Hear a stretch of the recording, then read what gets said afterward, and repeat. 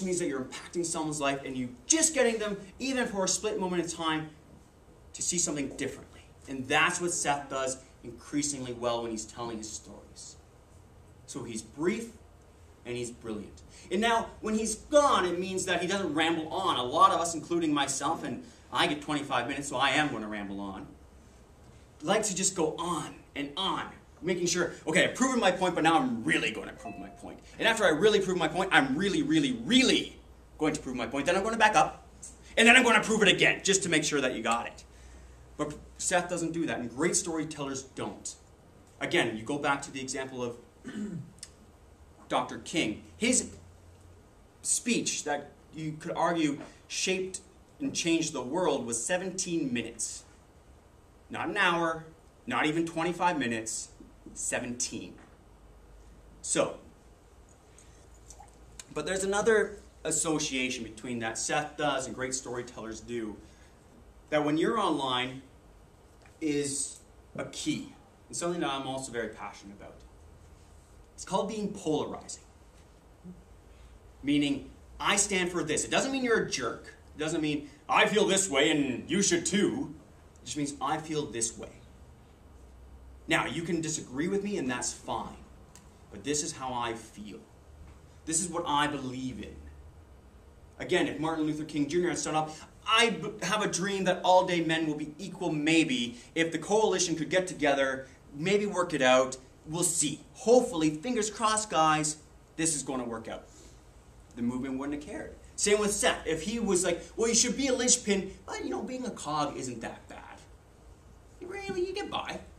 People would think he's even more of a lunatic. And trust me, lots of people disagree with Seth's views. And he has a famous quote, a famous thought, I don't know if it's a quote or not, that says every great book on Amazon, every best-selling book on Amazon, or the majority of them at least, has 5 stars. But it also has 1. It also has 1 star that someone's like, I completely disagree. And that's fine. Think of Starbucks versus Tim Hortons. Right? Tim Hortons knows that people are going, your coffee's junk. I'm going to go to my Starbucks. And they're fine with it because A, they have a lineup for 45 minutes, although the coffee time across the street is empty. I don't really understand that. But B, and more importantly, that's their polarizing statement. They're not being jerks, but they understand. Our statement is this. We believe in giving affordable, kind of milky coffee. That's it.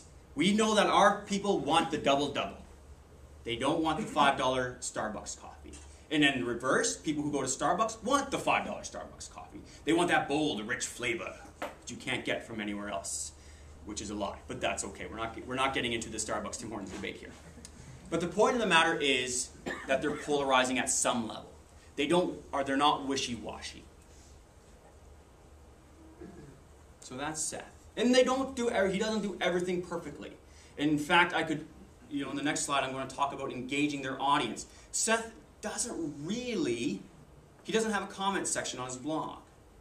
He doesn't have, until recently, he didn't even have the ability to share on Twitter or Facebook. He didn't have that like button or that retweet button until about 6 months ago-ish.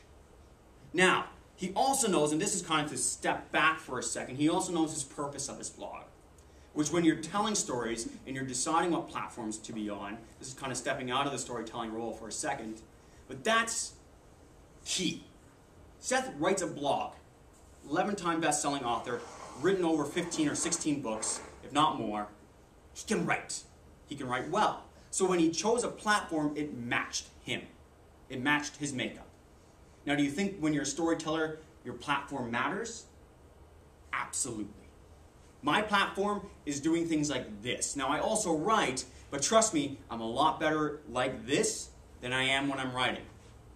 It takes me a lot longer, but I enjoy the process. But I'm way better standing up here. And for some of you, you would hate to be here, but you would love to maybe behind a mic, podcasting. Or maybe you'd hate both of those, but you're the writer. Or maybe you love taking photos. That's how you share your stories. So choosing your platform is very, very important. Making sure that you can echo your stories extremely well. So anyways, getting back to that point of he knows his purpose, He knows his purpose of his blog. It's not to sell things. He doesn't have any advertising. It's not even to link you places. He very rarely links you anywhere or sends you anywhere. It's to share his ideas. And that's all it is. That's why he doesn't have comments. Because he knows that's not my purpose here. My purpose is to share my ideas with you and then let you run with it. Okay, so on to Old Spice. Back to the guy. So Old Spice in 2010 was a success in social media terms. Now, there's a lot to argue that they were a failure, but we're not going to get into the debate of were they successful or were they a failure today. What we're going to get into is how they shape their stories to captivate and make something that hasn't been cool ever cool. Right? Like now it's funny, just to share a little bit more about myself, when I'm not doing this, I'm a snowboard instructor. Surprise, surprise. That's where the big voice comes from. And I work at a ski hill in Barrie called Snow Valley. It's a great hill. It's a little bit bigger than Chicopee. Chicopee is 200 feet on a good day. Snow Valley is like 240 feet on a good day. So depending on who has more snow. Anyways, so I was in there and I was talking to one of the girls who works inside, and her 14-year-old son had come to her at Christmas time asking for Old Spice.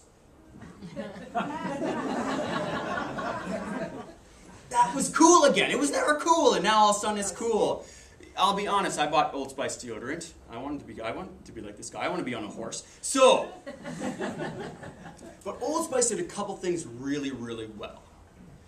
And one of the first things they did really well is that they were engaging. They were funny, right? When people go online, and this is so true, and I know that we all like to think, oh, I'm doing great work. But in truth, most of us go online on Twitter or on Facebook or on YouTube for a distraction. Really, that's what we're there for. About 99.9% of the time. We're there for a distraction. We're there, I really should be working on my XYZ, but I'll go research on Twitter for a couple minutes. Probably could have kept working, but it's a distraction for most people. Actually, for all people at some level or another. So Old Spice, seeing that online is a distraction, thought, well, we could either pound people over the head on all our features, or we can be humorous. We can be engaging. They chose the second path, and I think it worked out pretty good for them. Now, Old Spice, and we're not going to get into how they shaped their campaign, obviously had the advantage that they showed these commercials first on TV. That gained mass adoption. So, we're not focusing on that. We're focusing more on what they did well in their storytelling. So for Old Spice, they were engaging. They were humorous. And if you can build in humor into your speech or into your storytelling, it always seems to help, especially when you're online. Because people are there, as I said before, for a distraction. If they can get a chuckle from what you've just said or what you've just shown them, they're that much more likely to pass it on. Now, Old Spice went over the top, but that was the point. You don't need to do that. In fact, to go back to our original example of Dr. King, he wasn't really humorous at all. However, he wasn't also online. So, sometimes it helps a little bit to add in a little bit of personality. And that's really what I'm getting to for this first point, is add in a little personality. If you're always about stats and statistics, those stories aren't going to spread, no matter how well you craft them. Now, following that up, they also did something that many of us, including myself, are very, very guilty of. But they did it very well. They were benefits, not features. Many of us, when we go online, talk endlessly about our features. You go to, and I'm going to step outside of the social media bubble for a second, we go to a website, and there's buttons galore. We offer you this, we can do that for you, this and this and this. Features, features, features, features. But how does it help me? Or how does it help you? I'm going to give you a different example from Old